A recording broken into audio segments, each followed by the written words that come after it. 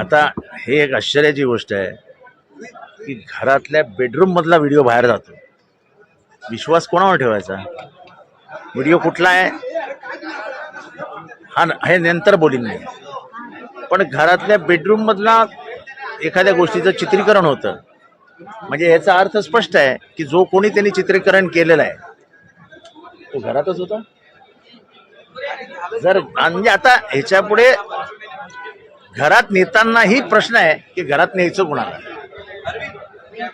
राजकारण अतिशय खालच्या दर्जावर चाललंय.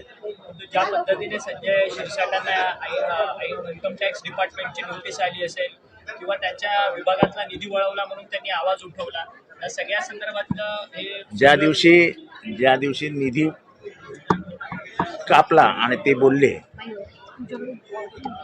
म्हणजे असं निदान क्रोनॉलॉजी ऑफ द इव्हेंट्स बघितल्यानंतर हे कसले भोग आहेत हे त्यांना समजत असेल. बरोबर संजय शिरसाटांच्या मागे जी काही प्रकरणं निघतायत हा त्यांचा राजकीय काटा काढण्याचा एक कट दिसतो असं माझं मत आहे.